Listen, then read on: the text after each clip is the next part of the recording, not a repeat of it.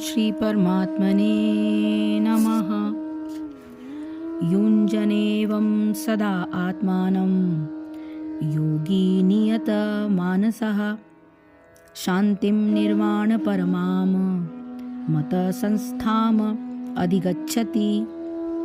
युञ्जन यानी अभ्यास करते हुए, एवं इस प्रकार से, सदा यानी निरंतर, आत्मानं शरीर मन तथा आत्मा, योगी योग का साधक, नियत मानसः संयमित मन से युक्तः, शांतिम शांति को, निर्वाण परमाम यानी भौतिक अस्तित्व का अंत, मत संस्थाम चिन्मय व्योम भगवत धाम को अधिगच्छति प्राप्त करता है।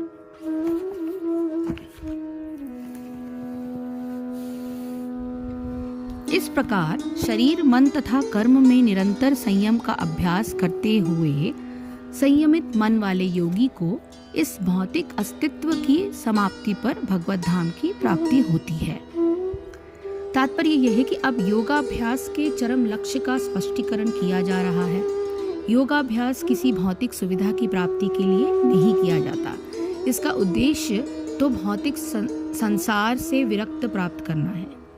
जो कोई इसके द्वारा स्वास्थ्य लाभ चाहता है या भौतिक सिद्धि प्राप्त करने का इच्छुक होता है, वह भगवत गीता के अनुसार योगी नहीं है। न ही भौतिक अस्तित्व की समाप्ति का अर्थ शून्य में प्रवेश है, क्योंकि यह कपोल कल्पना है। भगवान की सृष्टि में कहीं भी शून्य नहीं है।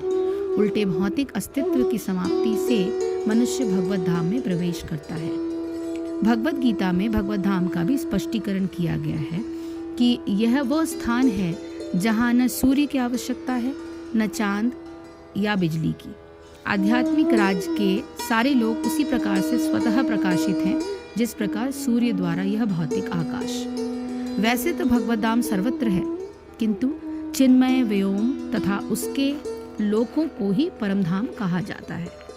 एक पूर्ण योगी जिसे भगवान कृष्ण का पूर्ण ज्ञान है, जैसा कि यहाँ पर भगवान ने स्वयं कहा है, मच्चितः मत्परः मतस्थानम, वास्तविक शांति प्राप्त कर सकता है और अंतोत्गत्वा कृष्णलोक या गोलोक वृंदावन को प्राप्त होता है।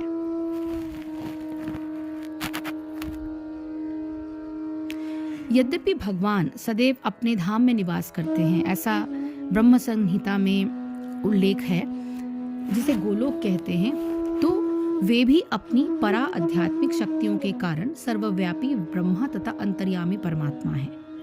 कोई भी कृष्ण तथा विष्णु रूप में उनके पूर्ण विस्तार को सही सही जाने बिना वैकुंठ में या भगवान के नित्य धाम यानी गोलोक वृंदावन में प्रवेश नहीं कर सकता। अतः कृष्ण भावना भावित व्यक्ति ही पूर्ण योगी है, क्योंकि उसका मन सदैव कृष्ण के कार्यकलापों में तल्लीन रहता है। वेदों में भी हम पाते हैं कि तमेव विदितवाति मृत्युमेति, केवल भगवान कृष्ण को जानने पर जन्म तथा मृत्यु के पथ को जीता जा सकता है। दूसरे शब्दों में योग की पूर्णता संसार से मुक्ति प्राप्त करने में है, इंद्रजाल अथवा व्यायाम के कर्तव्यों द्वारा अबोध जनता को मूर्ख बनाने में नहीं। 6वें अध्याय के 15वें श्लोक का थोड़ा सा और विस्तार। इस आत्मा को निरंतर परमेश्वर के रूप में लगाते हुए स्वाधीन मन वाला योगी मेरे में स्थिति रूप परमानंद पराकाष्ठा वाली शांति को प्राप्त होता है। मन को अपने अधीन करने से परम शांति, इसमें सबसे अधिक बल मन को भली भांति वश में कर लेने पर दिया गया है। जिसका मन चंचल है वह ध्यान के लिए उपयुक्त नहीं है। ध्यान योग के साधक के लिए शरीर को रोग रहित रखना आवश्यक है। इसके लिए बताते हुए अगले श्लोक का वर्णन इस प्रकार है।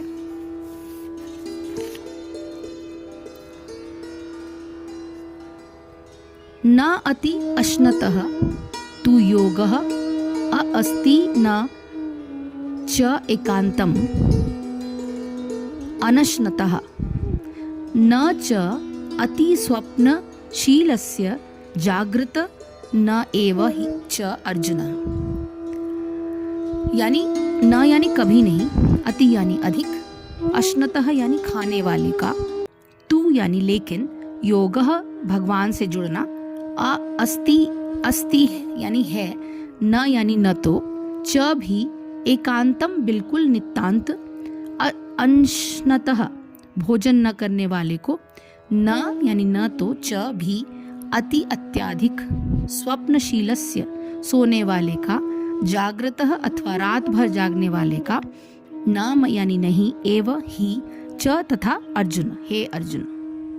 हे अर्जुन, जो अधिक खाता है या बहुत कम खाता है, जो अधिक सोता है अथवा जो पर्याप्त नहीं सोता, उसके योगी बनने की कोई संभावना नहीं है। यहाँ पर योगियों के लिए भोजन तथा नींद की नियमन की संस्तुति की गई है। अधिक भोजन का अर्थ है शरीर तथा आत्मा को बनाए रखने के लिए आवश्यकता से अधिक भोजन करना। मनुष्य को मांसाहार करने की आवश्यकता नहीं है, क्योंकि प्रचुर मात्रा में अन्न, शाक, फल तथा दुग्ध उपलब्ध है। ऐसे सादे भोज्य पदार्थ भगवद गीता के अनुसार सतोगुणी माने जाते हैं। मांसाहार तो तमोगुणियों के लिए है। अतः जो लोग मांसाहार करते हैं, मद्यपान करते हैं, धूम्रपान करते हैं और कृष्ण को भोग लगाए बिना भोजन करते हैं, वे पाप कर्मों का भोग करेंगे, क्योंकि वे केवल दूषित वस्तुएं खाते हैं। भुंजते ते त्वघम पापा ये पचन्त्यात्म कारणात्। जो व्यक्ति इंद्रिय सुख के लिए खाता है या अपने लिए भोजन बनाता है किंतु कृष्ण को भोजन अर्पित नहीं करता, वो केवल पाप खाता है। जो पाप खाता है और नियतः मात्रा से अधिक भोजन करता है, वो पूर्ण योग का पालन नहीं कर सकता। सबसे उत्तम यही है कि कृष्ण को अर्पित भोजन के उच्छिष्ट भाग को ही खाया जाए। कृष्ण भावना भावित व्यक्ति कभी भी ऐसा भोजन नहीं करता जो इससे पूर्ण कृष्ण को अर्पित न किया गया हो। अतः केवल कृष्ण भावना भावित व्यक्ति ही योगाभ्यास में पूर्णता प्राप्त कर सकता है। न ही ऐसा व्यक्ति कभी योग का अभ्यास कर सकता है जो कृत्रिम उपवासों की अपनी विधियां निकालकर भोजन नहीं करता। कृष्ण भावना भावित व्यक्ति शास्त्रों द्वारा अनुमोदित उपवास करता है। न तो वह आवश्यकता से अधिक उपवास रखता है, न ही अधिक खाता है। इस प्रकार वो योगाभ्यास के लिए पूर्णतया योग्य है। जो आवश्यकता से अधिक खाता है, वो सोते समय अनेक सपने देखेगा, अतः आवश्यकता से अधिक सोएगा। मनुष्य को प्रतिदिन 6 घंटे से अधिक नहीं सोना चाहिए। जो व्यक्ति 24 घंटे में से 6 घंटे से अधिक सोता है, वो अवश्य ही तमोगुणी है। तमोगुणी व्यक्ति आलसी होता है और अधिक सोता है, इसलिए ऐसा व्यक्ति योग नहीं साध सकता। योगी के लक्षण को बताते हुए ये कहा जा रहा है कि 16वें श्लोक में, अध्याय 6 के 16वें श्लोक में, कि परंतु हे अर्जुन, ये योग न तो बहुत खाने वाले का सिद्ध होता है और न बिल्कुल न खाने वाले का, तथा न अति शयन करने से स्वभाव वाले का और न अत्यंत जागने वाले का ही सिद्ध होता है।